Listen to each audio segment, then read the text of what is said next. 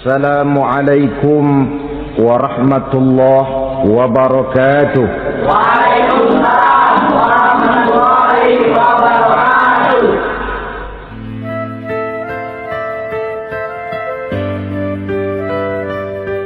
Puasa sunnah pada hari Senin dan hari Kamis. Apa sumber hukumnya? Diriwayatkan oleh Imam Muslim dari Abi Qatadah. Rasulullah Shallallahu Alaihi Wasallam ditanya tentang puasa pada hari Senin. Kenapa Rasul melakukan itu? Beliau menjawab, "Zalika yaumu wulidtu fihi wa yaumu bu'istu au unzila alayya fihi." Hari Senin itu adalah hari di mana aku dilahirkan dan hari di mana aku dibangkitkan. Wahyu pertama turun kepadaku pun pada hari itu. Maka sunnah melaksanakan puasa pada hari itu. Adapun hari Kamis, ada hadis yang diriwayatkan oleh Imam Turmuzi dari Abi Hurairah. Nabi bersabda, "Tu'radul a'malu yaumul isnaini wal khamisi, fa uhibbu an yu'rada amali wa ana sha'im." Disetor amal setiap manusia pada hari Senin dan pada hari Kamis. Maka aku ingin, kata Nabi, agar pada saat amalku disetor itu aku sedang puasa. Jadi malaikat itu menurut riwayat ini mencatat dan menyetorkan catatan amalan seseorang pada hari Senin, hari Kamis. Tiap hari Senin amalan kita disetor oleh malaikat. Catatan terakhir tentu yang sedang kita kerjakan, sehingga yang masuk daftar, saya tinggalkan orang ini, dia sedang puasa, karena naik catatan amalnya pada hari Senin. Kamis diangkat lagi, catatan paling akhir, saya tinggalkan orang ini, dia sedang puasa. Itu makna fa uhibbu ayyurada amali wa ana shaim. Aku senang kalau pada saat amalku disetor, catatan paling akhir aku lagi puasa. Satu keistimewaan. Alangkah celaka tiap amalan disetor kita sedang berbuat jahat. Senin, Kamis, teler, mabok, judi. Tiap amalan disetor, catatan akhirnya saya tinggalkan si fulan lagi teler. Laporan Senin. Kamis laporan lagi, saya tinggalkan si fulan lagi mirip kartu. Saudara hadirin yang saya muliakan, alangkah jeleknya catatan kita. Oleh karena itu sunnah puasa pada hari Senin dan hari Kamis. Ini amalan sunnah, saudara-saudara. Dan oleh karena ini amalan sunnah, sebagian ulama memberikan penjelasan, walaupun lupa niat, kalau sudah malam itu lupa niat, boleh niatnya sudah siang puasa sunnah ini, dengan catatan dari pagi belum makan apa-apa. Malam saudara lupa, tahu-tahu ingat ini hari Senin, dah jam 10, niatlah jam 10 itu, sah puasanya asal dari pagi belum makan apa-apa. Tapi kalau sudah dapat 2 piring baru niat, jam 10 itu lain, ngojek namanya.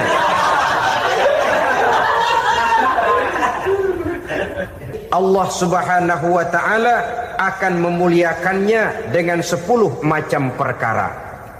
Saudara, ini keuntungannya. Yang pertama, orang yang puasa di hari-hari 10 bulan Zulhijjah diberikan al-barakah fi umrihi, diberikan keberkahan pada umurnya. Setiap kita ingin memperoleh umur yang berkah. Umur yang berkah itu yang bagaimana? Apa yang jumlahnya panjang? Mungkin. Tetapi yang jelas umur yang berkah ini adalah umur yang bisa dipertanggungjawabkan di hadapan Allah Subhanahu wa ta'ala. Artinya umur yang diisi penuh dengan kebajikan, umur yang diisi dengan segala macam kegiatan ibadah, dan umur yang dengan demikian sungguh pun kita sudah mati, jasad terkubur dalam tanah, nama kita akan tetap hidup, dikenal orang oleh karena kebajikan yang kita kerjakan. Saya kira akan lebih merupakan azab ketimbang nikmat kalau orang diberikan umur panjang tapi hanya untuk menumpuk-numpuk dosa saja. Kan lebih baik mana? Umur pendek banyak pahala, umur panjang banyak dosa. Lebih baik mana? Saya yakin yang paling baik tentu umur panjang banyak pahala. Paling sial umur pendek dosa melulu. Sudah diberikan umur pendek tidak seberapa, dosa berlipat ganda. Itu kalau orang kampung bilang tekor namanya. Rugi. Umur pendek hanya untuk menumpuk-numpuk dosa. Boleh jadi kalau umat-umat zaman dulu, saudara, mereka diberikan umur panjang. Nabi Adam, kita tahu Nabi Adam itu 2000 tahun umurnya. Nabi Nuh 950 tahun. Umatnya ya rata-rata segitu itu. Nah, kalau mereka misalnya punya umur 800 tahun, lalu 200 tahun mereka melakukan dosa, kan masih punya restan 600 tahun untuk taubat. Karena umurnya diberikan jatah panjang. Kita ini oleh Allah Subhanahu wa taala, umat Nabi Muhammad ini umurnya pendek-pendek. Kalau nyontoh Nabi 63 tahun saja. Kalau diberikan 70 tahun umur kita sekarang, itu sudah dapat jatah lebih 7 tahun. Alhamdulillah bahwa Allah memberikan saat-saat, waktu-waktu, tempat-tempat yang punya nilai istimewa, sehingga umur yang pendek ini bisa bernilai panjang. Nilai ibadahnya bisa bernilai pahala seperti umat yang berumur panjang dahulu itu. Karena itu manfaatkan umur dengan baik, dan salah satu keberkahan daripada umur akan datang dengan melaksanakan ibadah puasa sunnah. Ini yang pertama. Yang kedua, az-ziyadatu fi malihi, berikan tambahan hartanya, menjadi orang kaya. Kaya apa? Kaya hati setidak-tidaknya. Karena dengan tekun dan rajin melaksanakan ibadah puasa, yang segera tertanam dalam jiwa seseorang merasakan cukup di dalam kehidupan. Itulah dia orang yang paling kaya, orang yang hidupnya paling cukup. Kalau orang sudah merasa cukup dalam hidupnya, maka itulah dia orang yang kaya. Saudara-saudara kaum muslimin rahimakumullah, puasa sunnah memberikan tambahan harta, usahanya berkembang, dengan demikian membawa keberkahan, hartanya makin bertambah, akan menunjang ibadahnya kepada Allah, lebih memantapkan dan membawa ketenangan dalam hidupnya. Itu termasuk berkahnya melaksanakan puasa sunnah itu. Yang ketiga, al-hifzu fi iyalihi, diberikan penjagaan, perlindungan terhadap keluarganya. Anaknya sehat, sanak famili dan handai tolannya terjaga dan terpelihara dari segala malapetaka, dari segala mara bahaya. Kesehatannya terjamin dan terpelihara. Itu sudah merupakan modal yang sangat besar di dalam kita mengarungi kehidupan. Sebab rasanya sulit untuk bahagia. Duit kita banyak sekali. Usaha kita selalu mendatangkan untung yang berlipat ganda. Tapi sebentar-sebentar anak kita sakit, yang ampek, yang korengan, yang kena musibah, ndak tak karu-karuan sakit, berobat sampai jutaan rupiah. Itu kan sudah tidak membawa kebahagiaan. Uang masuk yang begitu banyak jumlahnya, habis akhirnya untuk berobat saja. Sebenarnya hitung-hitung ya seri-seri juga. Usaha berhasil, duit banyak, habis untuk berobat. Lah sama juga saudara-saudara. Jadi dengan demikian, biar duit kita banyak, asal keluarga pada sehat saja, udah enak bener itu. Duit banyak, ekonomi cukup, keluarga sehat, nikmat rasanya menjalani kehidupan ini. Yang kiamat sudah duit kagak barang seperak, keluarga ampek semua. Kiamat sudah.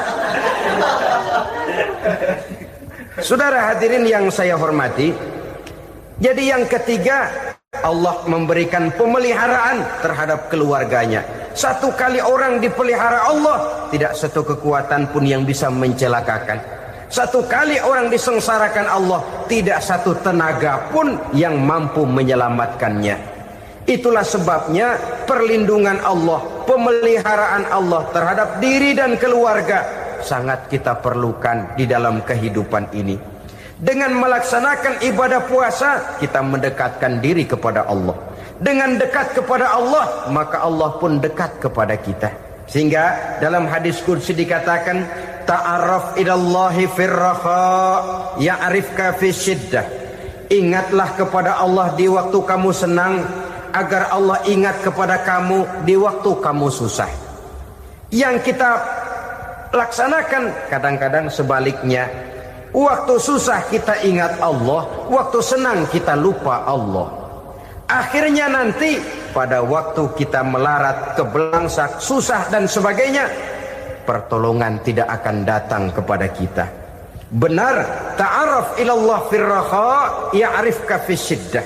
Ingatlah kepada Allah di waktu kamu susah, ingatlah kepada Allah di waktu kamu senang, agar Allah ingat kepadamu di waktu kamu mendapat kesusahan. Umumnya watak manusia memang kalau sudah dapat susah, ingat kepada Allah. Waktu duduk, waktu berbaring, sambil tidur, dalam segala keadaan Allah disebutnya, Allah dimintakan pertolongannya. Tapi dikala dia berada pada posisi di atas angin, merasa senang, bahagia, Allah terlupakan. Saudara-saudara kaum muslimin, itu yang ketiga. Yang keempat, at-takfiru li sayyiatihi. Orang yang melaksanakan puasa sunnah itu diampuni segala dosa dan kesalahan yang telah dilakukannya. Dan yang kelima, at-tad'ifu li hasanatihi, diberikan balasan yang berlipat ganda dari segala kebaikan yang dikerjakannya. 1 berbalas 7, 7 bisa berbalas 10, 10 masih berbalas 100, masih ditambah dengan wallahu yudha'ifu liman yasha. Allah melipat gandakan pahala orang-orang yang dikehendakinya. Maka carilah satu kebaikan yang apabila kita kerjakan, dosa akan dihapus dan nilai pahalanya menjadi berlipat ganda. 1 kali kita bekerja, 2-3 pulau bisa kita raih dan kita jangkau. Yang keenam, orang yang melaksanakan puasa sunnah di bulan Zulhijjah, at-tashil li sakarati mautihi, diberikan kemudahan pada saat menghadapi sakaratul maut. Maut a mysterious problem. Dia adalah pintu yang setiap orang pasti akan memasukinya. Bahwa mati adalah mati, itu semua kita tahu. Tapi hakikat orang pada saat menghadapi mati itu kan berbeda-beda.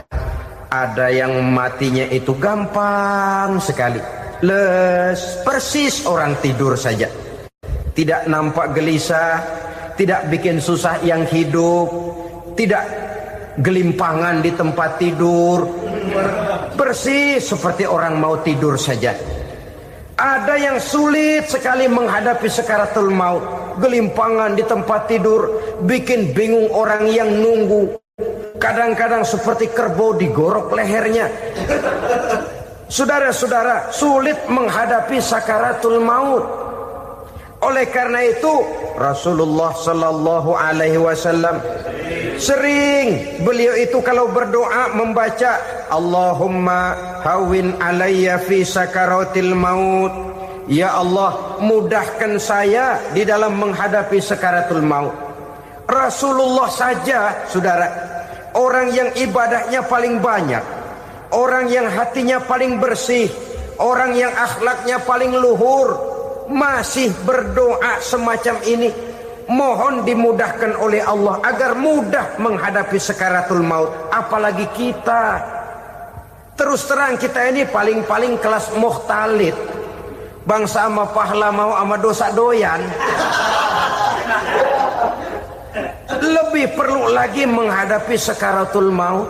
Sehingga apabila malaikat maut datang menjemput nyawa kita, dimudahkan, jangan dibikin sulit, supaya mudah. Jadilah orang baik-baik. Biasanya kalau banyak yang mati, malaikat maut juga kali main-mainin dulu tuh orang. Kutak-katik, ditakut-takutin dan segala macam. Saudara hadirin yang saya hormati, maka menghadapi sakaratul maut ini merupakan kunci. Apakah seseorang bisa husnul khatimah atau bisa su'ul khatimah? Salah satu jalan untuk memudahkan diri menghadapi sakaratul maut, melaksanakan puasa sunnah di bulan Zulhijjah ini. Yang ketujuh, ad-diya'u li zulumati qabrihi, diberikan terang di alam kuburnya. Kubur, saudara tahu, saudara tentu sering lihat orang dimasukkan ke liang lahat, ditutup dengan papan, dinding ari kata kita di kampung, lalu diuruk lagi dengan tanah.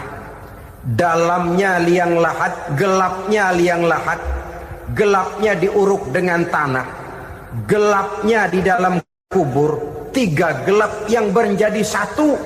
Bapak moyangnya gelap.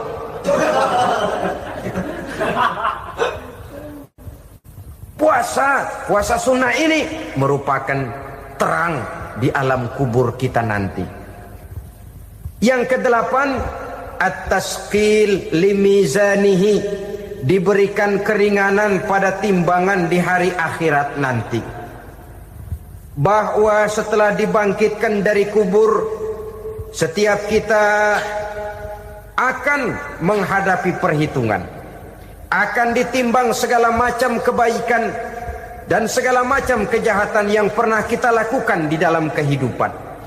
Orang yang melaksanakan ibadah puasa sunnah, at-tasqilu limizanihi, diberikan keringanan timbangan hari akhiratnya nanti.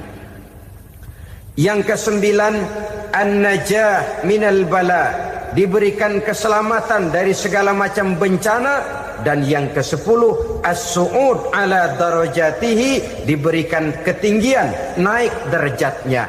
Derajat di dunia, lebih-lebih lagi derajat di akhirat nanti. Ini keutamaan yang diberikan Allah Subhanahu wa ta'ala kepada mereka yang melaksanakan ibadah puasa 10 hari di bulan Zulhijjah menurut penjelasan sebagian dari para ulama kita. Jadi setelah puasa Muharram ada lagi puasa Zulhijjah. Kemudian puasa sunnah yang ketiga, puasa sunnah pada hari Senin dan hari Kamis. Apa sumber hukumnya? Diriwayatkan oleh Imam Muslim dari Abi Qatadah, Rasulullah sallallahu alaihi wasallam ditanya tentang puasa pada hari Senin. Kenapa Rasul melakukan itu? Beliau menjawab, zalika yaumu wulidtu fihi wa yaumu bu'istu au unzila alayya fihi. Hari Senin itu adalah hari di mana aku dilahirkan dan hari di mana aku dibangkitkan. Wahyu pertama turun kepadaku pun pada hari itu. Maka sunnah melaksanakan puasa pada hari itu. Adapun hari Kamis, ada hadis yang diriwayatkan oleh Imam Turmuzi dari Abi Hurairah, Nabi bersabda, tu'radul a'malu yaumul isnaini wal khamisi fa uhibbu an yu'rada amali wa ana sha'im. Disetor amal setiap manusia pada hari Senin dan pada hari Kamis. Maka aku ingin, kata Nabi, agar pada saat amalku disetor itu aku sedang puasa. Jadi malaikat itu menurut riwayat ini mencatat dan menyetorkan catatan amalan seseorang pada hari Senin, hari Kamis. Tiap hari Senin amalan kita disetor oleh malaikat. Catatan terakhir tentu yang sedang kita kerjakan. Sehingga yang masuk daftar, saya tinggalkan orang ini, dia sedang puasa. Karena naik catatan amalnya pada hari Senin. Kamis diangkat lagi, catatan paling akhir, saya tinggalkan orang ini, dia sedang puasa. Itu makna fa uhibbu ayyurada amali wa ana shaim. Aku senang kalau pada saat amalku disetor, catatan paling akhir aku lagi puasa. Satu keistimewaan. Alangkah celaka tiap amalan disetor kita sedang berbuat jahat. Senin, Kemis, teler, mabok, judi. Tiap amalan disetor, catatan akhirnya saya tinggalkan si fulan lagi teler. Laporan Senin. Kemis laporan lagi, saya tinggalkan si fulan lagi mirit kartu. Saudara hadirin yang saya muliakan, alangkah jeleknya catatan kita. Oleh karena itu sunnah puasa pada hari Senin dan hari Kemis. Ini amalan sunnah saudara-saudara.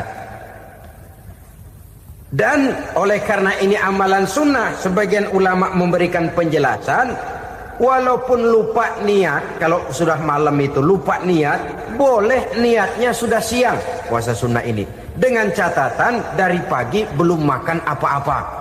Malam saudara lupa, tahu-tahu ingat ini hari Senin, dah jam 10, niatlah jam 10 itu, sah puasanya asal dari pagi belum makan apa-apa.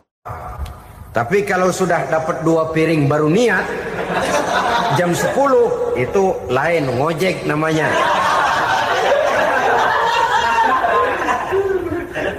Jadi puasa sunnah yang ketiga, puasa pada hari Senin dan hari Kamis. Yang keempat, puasa jenis sunnah yang keempat, puasa 6 hari di bulan Syawal. Diriwayatkan oleh Imam Muslim dari Abi Ayyub bahwa Nabi bersabda, "Man shoma Ramadhana summa atba'ahu sittan min Syawal kana kasyamid dahri."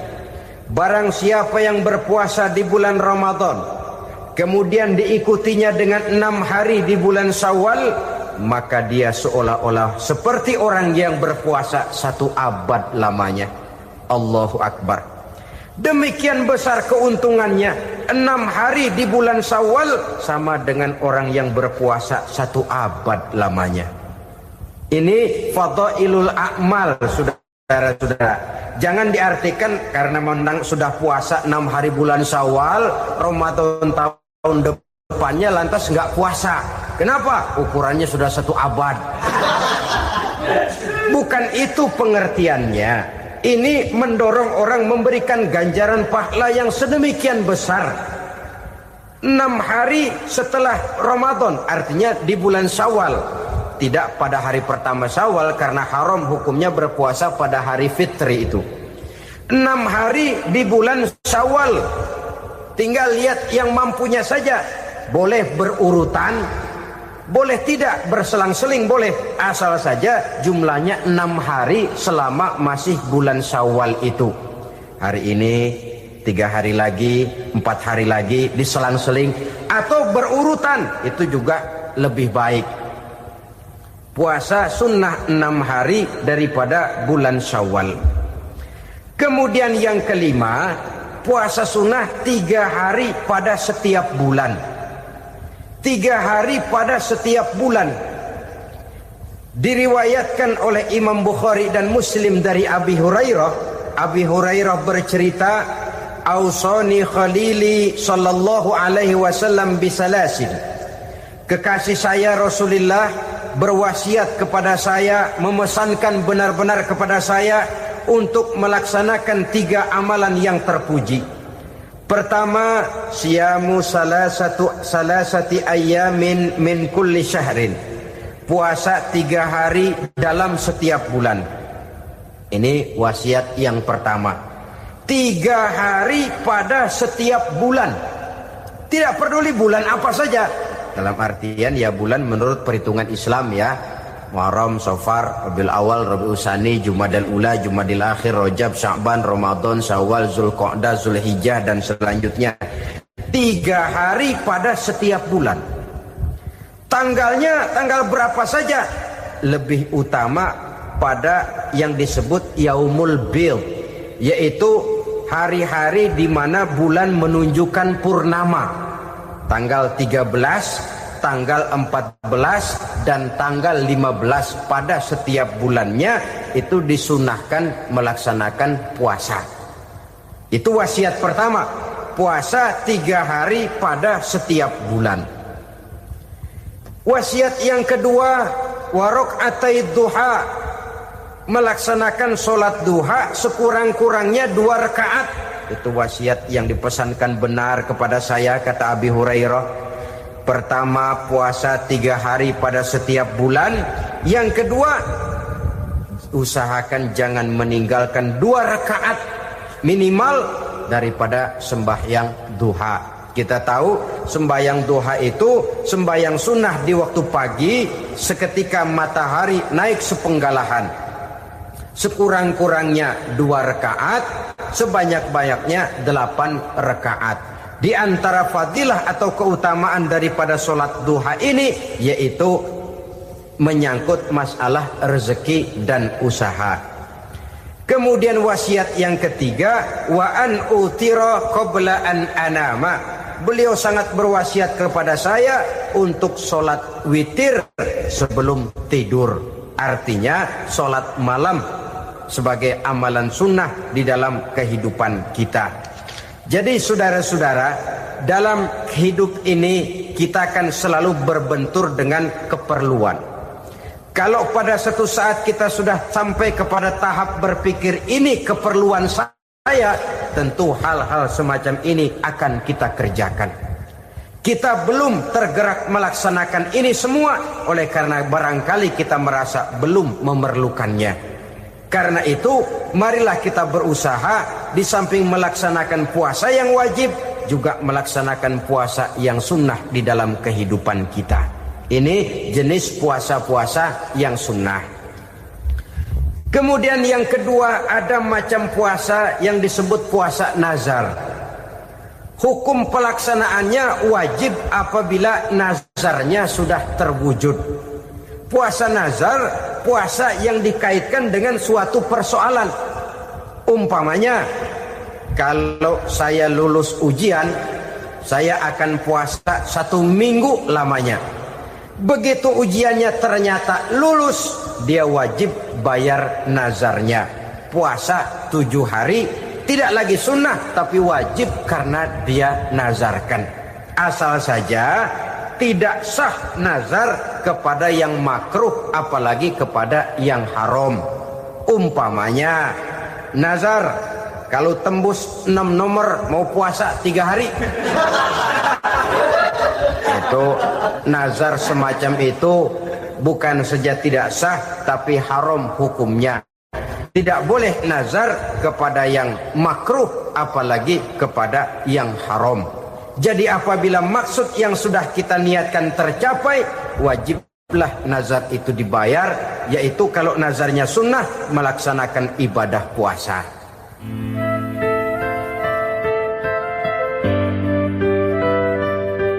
Saudara-saudara kaum muslimin rahimakumullah. Jenis puasa yang ketiga kita kenal dengan puasa wajib. Dan ini kita laksanakan pada bulan suci Ramadan. Tentang teknis pelaksanaan ibadah puasa di bulan Ramadan sudah pernah saya bicarakan pada pertemuan tentang Ramadan dan Idul Fitri. Pada kesempatan ini saya hanya ingin mengajak bahwa di dalam melaksanakan ibadah puasa Ramadan ini, marilah kita mengadakan evaluasi. Kenapa demikian? Barangkali secara jujur, walaupun agak berat, saya masih harus berkata, masih banyak di antara kita umat Islam yang di dalam melaksanakan suatu ibadah terjebak dalam rutinitas ritual. Apa itu rutinitas ritual? Itu bahasa susah. Berhubung saya tidak ingin bicara yang susah-susah, kita bicara yang mudah-mudah saja. Maksud saya, banyak di antara kita umat Islam yang di dalam melaksanakan suatu ibadah itu hanya dengan prinsip asal sekadar gugur kewajiban saja. Akibatnya, sampai sejauh mana ibadah itu berhasil membentuk kepribadian diri kita, kita jarang mengadakan evaluasi dan penilaian. Solat yang penting gugur kewajiban. Puasa yang penting sudah gugur kewajiban. Haji yang penting sudah gugur kewajiban. Maka jangan heran kalau itu yang jadi prinsip, ibadah lantas tidak punya dampak dalam membentuk kepribadian diri. Banyak orang yang rajin sholat tapi munkarnya jalan terus. Sampai kadang-kadang kita bingung, yang sembahyang dia, yang nyolong dia. Puasanya kelihatannya tekun tapi tidak punya kepekaan sosial. Sama yatim piatu bersifat masa bodoh, sama fakir miskin malah gemes. Tidak lantas tumbuh kepekaan sosial walaupun dia sudah ikut merasakan tidak enaknya lapar dan haus. Ada juga yang sudah haji 4-5 kali mondar-mandir Jakarta Mekah, tapi gaya hidupnya tetap seperti katak di kolong tempurung, picik, sempit pandangan, dangkal hati, tidak terbuka walaupun sudah melihat Islam dalam skala internasional. Yang dia lihat, yang dia saksikan, yang dia pandang tidak sanggup menggugah dan mengubah jiwanya, tidak bisa mewarnai pandangan hidupnya. Inilah akibatnya kalau ibadah hanya dikerjakan dengan prinsip asal sekadar gugur kewajiban. Hasilnya yaitu tadi, hajinya cuma menang topi putih sama serban. Sholatnya cuma prinsip asal gugur kewajiban. Begitu juga puasanya, begitu juga zakatnya dan ibadah-ibadah lainnya. Bukan tanpa satu maksud. Jikalau Allah Subhanahu wa taala memerintahkan kita melaksanakan ibadah puasa di bulan suci Ramadan, bahkan maksud itu sangat pada penghujung ayat yang memerintahkan kita puasa. Ya ayyuhalladzina amanu kutiba alaikumus syiyam kama kutiba alal ladzina min qablikum la'allakum tattaqun. Orang yang beriman diwajibkan atas kamu berpuasa, telah diwajibkan juga kepada orang-orang yang sebelum kamu, la'allakum tattaqun, agar kamu dengan puasa itu menjadi manusia yang bertakwa kepada Allah Subhanahu wa taala. Dengan kata lain, berhasil atau tidak puasa Ramadan kita ini akan nampak takwa kita meningkat atau tidak setelah kita melaksanakan ibadah puasa. Sehingga kalau orang mengatakan Ramadan itu merupakan month of training, bulan latihan, keluar latihan tentu harus semakin naik dan baik gaya kehidupan kita. Jadi tujuan utama daripada pelaksanaan ibadah puasa adalah untuk membentuk manusia yang bertakwa. Nah, takwa itu kata Imam Qusairi hurufnya ada 4. Ta, qaf, wawu, ya. Masing-masing huruf ini simbol dari pribadi orang yang bertakwa, bina dan dibentuk oleh pelaksanaan puasanya. Mari kita lihat. Huruf ta adalah lambang dari sifat tawadhu, rendah hati.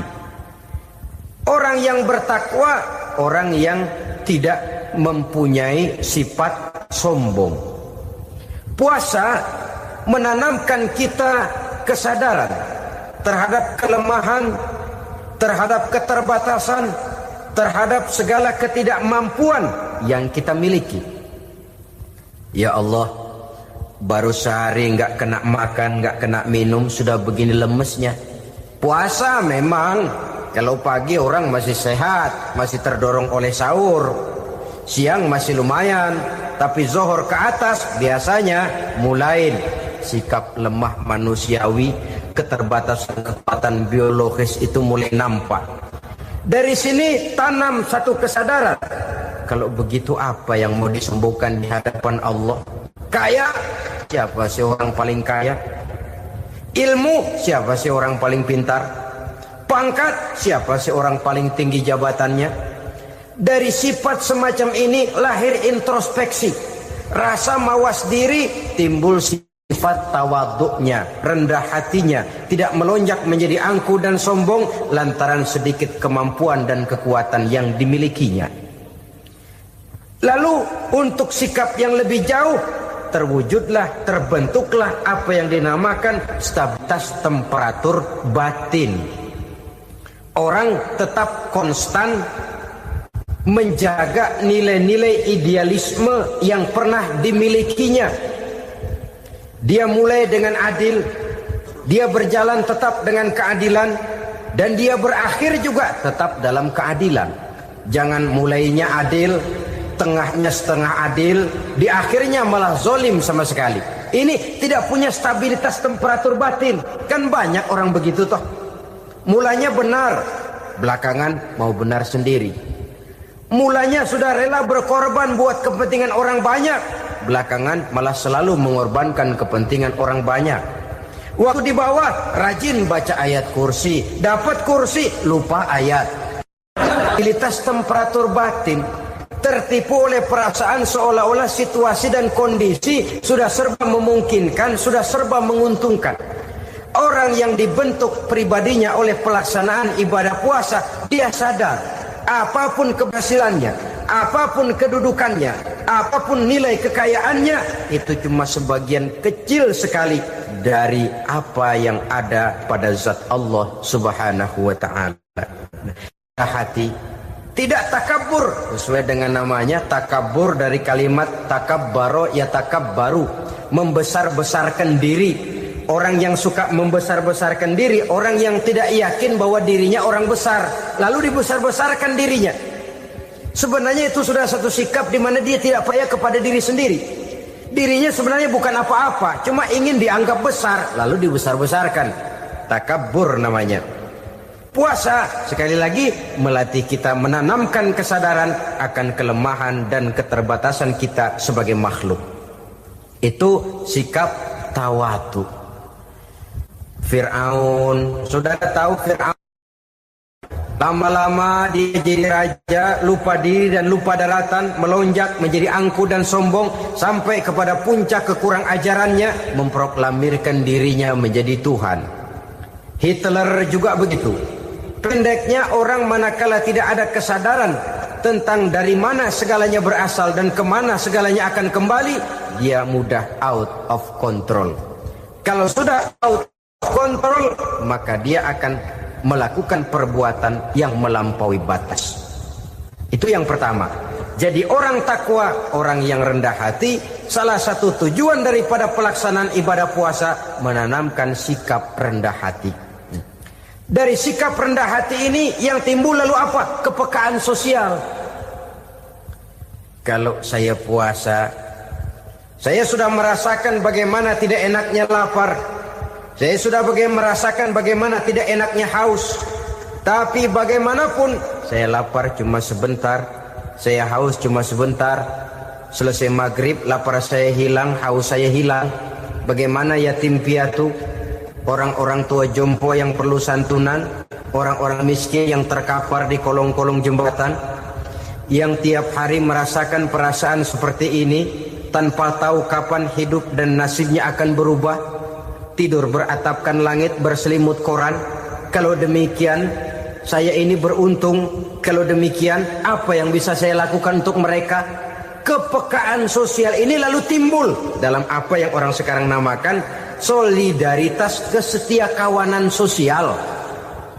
Hidup tidak hanya untuk kepentingan diri dan perutnya sendiri saja, tapi mau menolong, mau membantu orang yang memang memerlukan bantuan dan pertolongan itu sendiri. Jangan setelah tahu lapar tidak enak, haus tidak enak, tapi kita tidak mau tenggang rasa, tidak mau timbang rasa. Begini loh tidak enaknya lapar, begini loh tidak enaknya haus. Ini terjadi pada diri saya masih mampu, masih berbuka puasa. Bagaimana yang tiap hari merasakan seperti ini? tidak Ramadan, tidak Syawal, tidak Zulqa'dah, tidak Zulhijjah, selalu kelaparan dan kehausan. Dari sana timbul kepekaan sosial. Lalu lahirlah sikap pemurah, dermawan, mau menoleh ke kiri dan ke kanan. Bahkan Al-Quran itu sampai mengancam betul, ara'aita allazi yukadzibu bid-din fadzalika allazi yad'ul yatim wa la mendustakan agama. Islam mendustakan Islam. Salat dia tapi mendustakan salat. Puasa dia tapi mendustakan puasa. Siapa mereka itu? Fadzalika allazi yad'ul yatim. Merekalah orang-orang yang meninggalkan anak-anak yatim. Wa la yahuddu ala ta'amil miskin, dan tidak pernah memberi pertolongan, tidak memerintahkan memberi makan kepada fakir miskin, walaupun dia berada pada posisi dan kondisi yang memang dia mampu. Nah, kalau dia tidak mampu itu lain soal. Dia mampu, dia tahu, dan dia diam saja, itu termasuk yukadzibu biddin, orang-orang yang mendustakan agama. Berlindung kita kepada Allah, jangan sampai termasuk ke dalam kelompok itu. Yang kedua, saudara, huruf takwa itu qaf. Qaf adalah lambang dari sifat qanaah. Qanaah artinya merasa cukup. Puasa melatih kita untuk bersikap cukup dalam hidup. Kalau kita perturutkan menjelang saat berbuka, menunggu waktu berbuka, istilah orang di Jawa Barat ngabuburit katanya, kita menunggu saat berbuka, segalanya saja ingin kita beli, segalanya saja ingin kita minum, semuanya saja ingin kita makan. Sebab nafsu sudah begitu berupa, perut sudah sedemikian lapar, kerongkong sudah sedemikian haus, rasanya semuanya saja ingin kita telan. Tapi tahukah kita bahwa setelah maghrib berbunyi, berapa banyak yang kita makan, berapa banyak yang kita minum? Sesuaikah dengan keinginan kita tadi siang? Tadi siang semuanya ingin kita makan, tadi siang semuanya ingin kita minum. Setelah berbuka, berapa banyak yang kita makan, berapa banyak yang kita minum? Itulah kehidupan. Segalanya ingin kita kuasai, segalanya ingin kita punyai, tapi berapa sih yang benar-benar kita perlukan? Maka orang kaya adalah orang yang hidupnya cukup. Orang miskin hakikat yang selalu merasa kurang. Bagaimanapun besar rumah, banyak uang kita, berpuluh kendaraan kita, kalau hidup selalu merasa kurang, itu artinya kita masih miskin. Maka jikalau ingin menjadi orang kaya, kuncinya hakikatnya cuma satu, hati kita merasa cukup dengan yang diberikan Allah, bersyukur atas segala nikmatnya, dan dengan syukur itu, nikmat itu akan ditambah oleh Allah Subhanahu wa ta'ala. Puasa menimbulkan sifat qanaah, dan qanaah adalah watak daripada orang-orang yang bertakwa kepada Allah Subhanahu wa ta'ala. Persis seperti orang minum air laut. Makin diminum makin haus, makin diminum makin kering tenggorokan. Begitulah orang berhadapan dengan materi. Tadinya dia akan senang kalau dia merasa punya tanah ratusan hektar. Sudah ratusan hektar, tidak cukup, ngelamun lagi, alangkah nikmatnya kalau bisa beli gunung. Gunung dibeli. Sudah punya gunung, lihat laut. Aduh, kalau laut juga bisa dibeli, beli lagi laut. Sudah punya laut, lihat ke atas langit, ada yang jual apa enggak ya?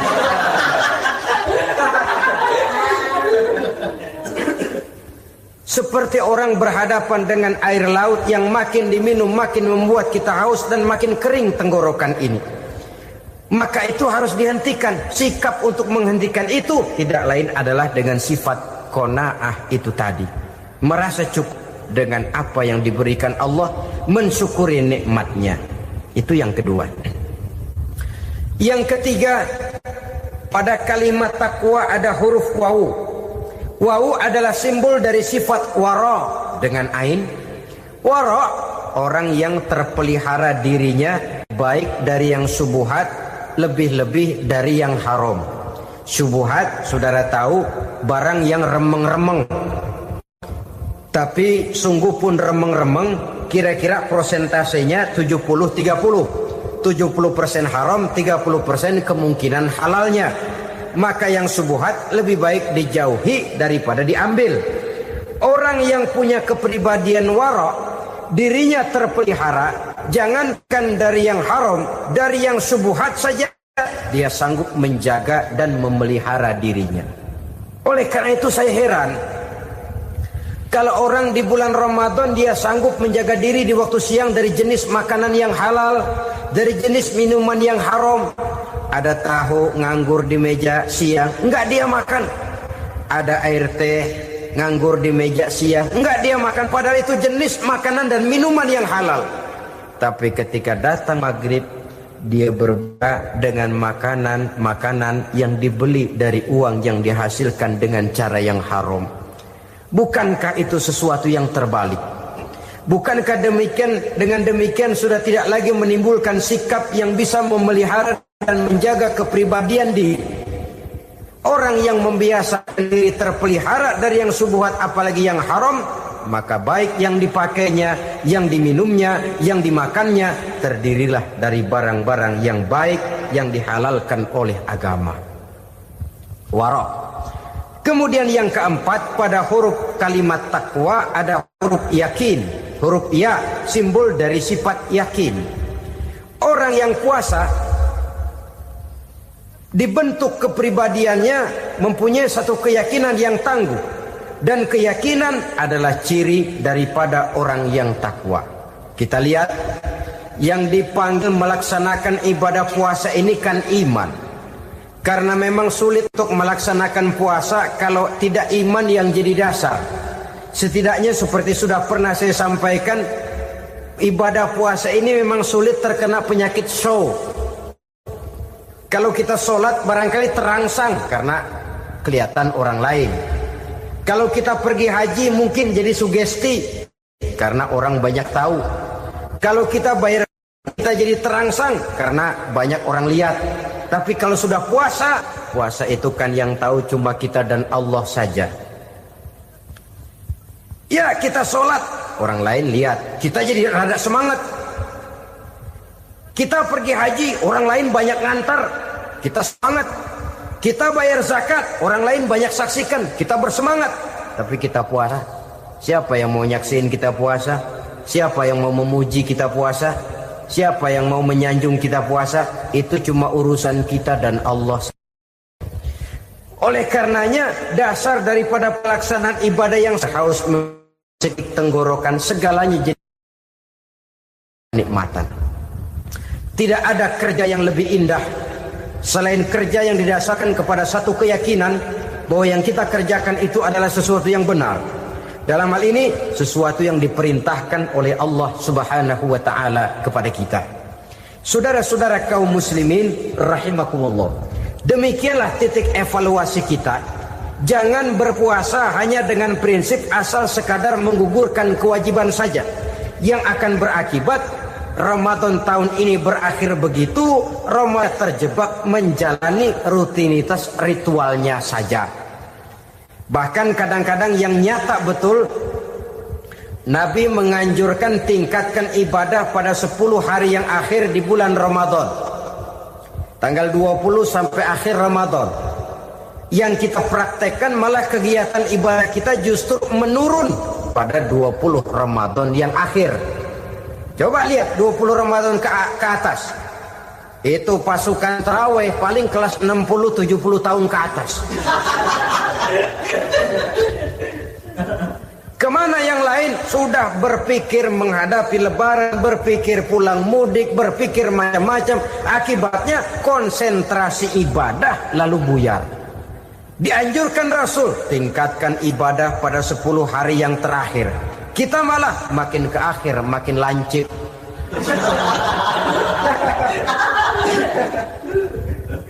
Saudara-saudara kaum muslimin rahimakumullah. Kita terjebak oleh sesuatu yang sementara, oleh sesuatu yang bersifat kulit, lalu meninggalkan isinya. Padahal jikalau kita tidak mengisi Ramadan dengan kegiatan ibadah, berarti kita tidak keluar dari Ramadan dengan jiwa yang baru, yang sudah ditempa oleh pengalaman ibadah di bulan Ramadan. Artinya kita tidak kembali kepada fitrah, kesucian seperti saat kita dilahirkan. Lalu kalau kita tidak kembali kepada fitrah, apa yang mau kita rayakan pada Idul Fitri itu? Di mana letak kegembiraan kita? Di mana letak kebahagiaan hati? Kembalikah kita kepada fitrah? Tidak. Benarkah puasa yang kita kerjakan? Kelihatannya juga tidak. Adakah dampak dari pelaksanaan ibadah dalam pribadi kita? Tidak. Kadang-kadang Ramadan selesai malah teriak merdeka.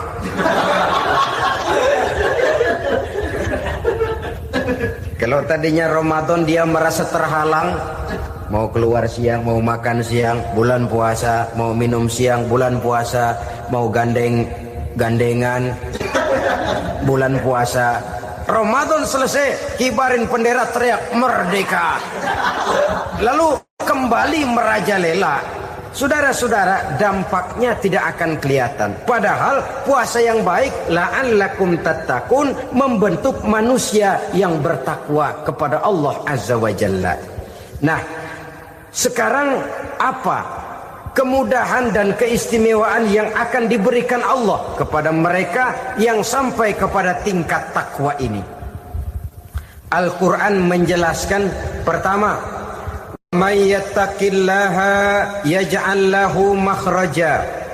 Barang siapa yang bertakwa kepada Allah Subhanahu wa taala, maka dia akan diberikan makhraja. Makhraja itu jalan keluar dari segala macam kesulitan. Jalan keluarnya ada saja. Menurut ukuran kemampuan dia tidak mungkin, mustahil, tidak bisa, mana mungkin. Tapi pada waktunya ada saja jalan keluarnya. Termasuk jenis yang yaj'allahu makhraja. Orang yang bertakwa kepada Allah selalu diberikan jalan keluar dari segala kesulitan yang dihadapinya. Siapa sih orangnya yang tidak pernah sulit dalam hidup? Siapa orang yang tidak pernah mengalami kesulitan? Tapi kadang orang menilai, itu kelihatannya hidupnya enak aja ya, kayaknya gak pernah mengalami kesulitan. Sebenarnya bukan tidak pernah mengalami kesulitan, Allah selalu memberikan jalan keluar dari segala kesulitan yang dihadapinya. Lah kalau Allah yang memberikan jalan keluar, tentu sangat mudah sekali. Orang yang bertakwa diberikan jalan keluar dari segala macam kesulitan. Satu. Yang kedua, wa yarzuqhu min haitsu la yahtasib. Dia akan diberikan rezeki oleh Allah dengan jalan yang tidak disangka-sangka. Rezekinya datang dengan cara yang tidak disangka-sangka. Gajinya mungkin kecil, tapi penghasilannya gede. Kan itu yang penting. Gaji dan penghasilan kan lain tuh. Boleh jadi gaji kecil, asal penghasilan gede, kan nikmat hidup itu. Nah, penghasilan ini ada yang bisa kita perkirakan. Bisa kita perkirakan. Misalnya gaji itu tadi. Kalau saya kerja, gaji saya begini. Ada rezeki yang masuk min haitsu la yahtasib. Tidak kita sangka-sangka. Tidak kita duga-duga. Tahu-tahu ada saja rezeki. Datang orang, bawa persoalan yang mendatangkan hasil. Sebab rezeki, jodoh, maut memang seperti bayangan. Kita uber-uber dia lari, kita diem dia diem. Kan gemesin itu. Bayang-bayang itu begitu. Kita kejar, dia lari. Rezeki juga begitu. Kita diem, dia diem. Setengah mati yang namanya rezeki kita cari, kita uber. Ngobek sampai ratusan bohong kita kerjain. Tapi memang belum waktunya, ya sulit untuk tembus. Tapi kadang-kadang giliran kita nongkrong di rumah, datang orang bawain rezeki. Itulah yang namanya rezeki. Tapi ini untuk orang yang bertakwa. Kalau tidak punya kredibilitas takwa, jangan lalu pakai ayat ini. diberikan Allah dengan rezeki dengan jalan yang tidak disangka. Kan ada ayatnya dah, kita mah manteng aja di rumah dah. Ntar juga tuh rezeki datang. Ini fasilitas yang diberikan kepada orang yang wa may yattaqillah, bertakwa kepada Allah, yarzuqhu min haitsu la yahtasib, diberikan rezeki dengan cara yang tidak disangka-sangkanya. Maka kadar ketakwaan jangan membuat kita buruk sangka. Tuh orang ya nggak kemana-mana, duitnya ada aja. Kalau dia takwa, Allah berikan jalan keluar. Yang lantas ngelihat kiai orangnya ahli ibadah, ilmunya tinggi, akhlaknya luar biasa, takwanya tinggi, rezekinya lancar, lalu husnuzon nih kiai nggak kemana-mana, duitnya banyak, miara tuyul kali ini. Itu termasuk jaminan Allah yang masuk kategori min haitsu la yahtasib. Yang ketiga, yaj'al lahu min amrihi yusra, dimudahkan segala urusannya. Dimudahkan segala urusannya. Kemudian yang keempat, yukaffir anhu sayyiatihi wa yu'azzim lahu ajra, diampuni segala kesalahannya dan dibesarkan pahala kebaikan yang dikerjakannya. Maka mudah-mudahan puasa yang kita kerjakan mengantarkan kita kepada ketakwaan kepada Allah, dan takwa membuka janji Allah kepada kita di dalam kehidupan ini. Inilah saja yang kita bicarakan pada pertemuan ini. Mudah-mudahan ada manfaatnya. Terima kasih atas segala perhatian. Mohon maaf atas segala kekurangan. Usikum wa nafsi bitaqwallah. Wassalamualaikum warahmatullahi wabarakatuh.